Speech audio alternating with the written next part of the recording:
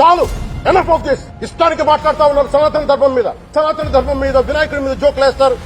అల్లా మీద మీరు మాట్లాడగలరా? గుడికెళ్లే ప్రతి హిందువు బాధ్యత కాదా ఇది? సనాతన ధర్మాన్ని జోలికి రాకండి.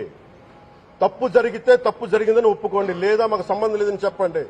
అంతేగాని మళ్ళీ అడ్డగోలుగా మాట్లాడితే ఎవ్వరం క్షమించం. ఇక్కడ మీరు కూడా హిందువులే. పొన్నవోలు సుధాకర్ రెడ్డి గారు, మీరు హిందువులే. నోటికొచ్చినట్టు మాట్లాడకండి. తమాషాలుగా ఉందా మీకు? సరదాలుగా ఉన్నాయా? మొన్నటికి మొన్న ప్రకాష్ రాజ్ గారు మాట్లాడారు నా మీద. అదే నేను మాట్లాడుతుంది ఒక హిందువులు అపవిత్రం గురించి మాట్లాడుతున్నాను. ఇందులో ప్రకాష్ రాజ్ గారికి సంబంధం ఏంటి? ఇందులో నేను ఇంకొక మతాన్ని నిందించానా? ఇస్లాంని నిందించానా? క్రిస్టియానిటీని నిందించానా? అపవిత్రం జరిగింది, ఇలా జరగకూడదు, ఫుడ్ అడల్టరేషన్ జరిగిందని మాట్లాడుతుంటే దీన్ని గోల చేయకూడదంటే, అంటే తప్పు జరిగినప్పుడు మాట్లాడకూడదా? ఒక అపవిత్రం జరిగితే మాట్లాడకూడదా? దేవతా విగ్రహాలను శిరచ్ఛేదం చేస్తే మాట్లాడకూడదా? ఏం పిచ్చి పట్టింది ఒక్కొక్కళ్ళకి? ఎవరి కోసం మాట్లాడుతున్నారు మీరు? ప్రకాష్ రాజ్ కూడా చెప్తా ఉన్నాను, నాకు మీరంటే గౌరవం. I have extreme respect for you. కానీ when it comes to secularism, Prakash Raj garu, it is a two-way, not one-way. I have extreme respect for you. You know that.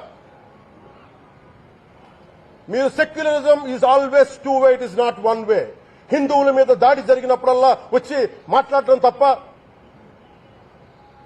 అన్య మతాల మీద జరిగితే నేను కూర్చొని ఇంతమంది కౌలు రైతులకు ఇచ్చాను, ఎంతమంది ముస్లిం ఇస్లాం రైతాంగానికి ఇచ్చాను నేను. ఇదే ఎన్ని మద్రాసాలకి డబ్బులు ఇచ్చాను నేను, 25 లక్షలు 30 లక్షలు ఇచ్చాను, ఇచ్చినవాడిని నేను. నాకు అన్య మతం ఇస్లాం మీద గౌరవం ఉన్నవాడిని, క్రిస్టియానిటీ మీద గౌరవం ఉన్నవాడిని.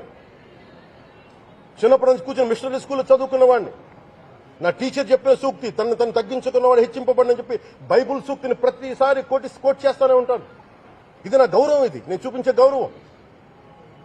మీరు మాట్లాడితే కూర్చొని నేను పాటించే ధర్మానికి అపవిత్రం జరిగినప్పుడు మాట్లాడకూడదు, మౌనంగా ఉండాలి.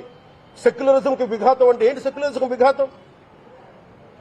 నా ఇంటి మీద దాడి జరిగినప్పుడు నేను మాట్లాడకూడదా? నా ఇల్లు 10 మందికి ఆశ్రయం ఇస్తుంది.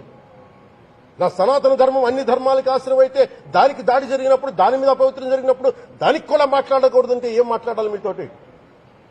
Prakash Raj garu, you have to learn your lessons. I respect you. It's not just Prakash Raj garu, all the people who thinks in the name of secularism. You're going haywire.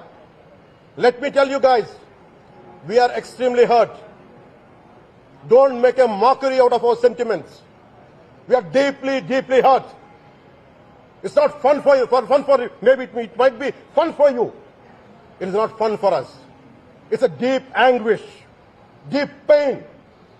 Don't you ever forget. Before you come and think 100 times and talk about Sanatana Dharma. Enough of this. చాలు, ఇష్టానికి మాట్లాడుతూ ఉన్నారు సనాతన ధర్మం మీద. అయ్యప్ప స్వామి మీద మాట్లాడతారు, సరస్వతి దేవి మీద మాట్లాడతారు. అల్లా మీద మీరు మాట్లాడగలరా? మహమ్మద్ ప్రవక్త మీద మీరు మాట్లాడగలరా? జీసస్ మీద మీరు మాట్లాడగలరా?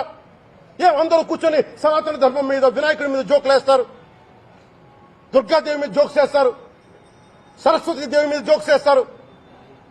మా మనోభావాలు గాయపడవా? మాకు బాధ ఉండదా? అందుకే నేను ప్రతిపాదించింది ఏంటంటే, ప్రతి దానికి రావలేకపోతున్నాం. సనాతన ధర్మ రక్షణ board is order of the day. ప్రతిసారి కూర్చోబెట్టి మేము డిఫెండ్ చేసుకోలేము. ఇది ప్రతి సగటు హిందువు తాలూకు ధర్మం. ఇదే ఇస్లాం మీద దాడి జరిగితే ఎంతమంది బయటకు వస్తారు, ఎంతమంది నిరసన తెలియజేస్తారు? రోడ్ల మీదకి రమ్మని చెప్పట్లా. కనీసం మీకు కోపం కూడా రాకపోతే మేము ఏం చేస్తాం? గుడికెళ్లే ప్రతి హిందువు బాధ్యత కాదా ఇది? నా ఒక్కరి బాధ్యతైనా, మా బాధ్యతైనా మీది కాదా? ధర్మాన్ని పరిరక్షించడానికి మీ బాధ్యత కాదా?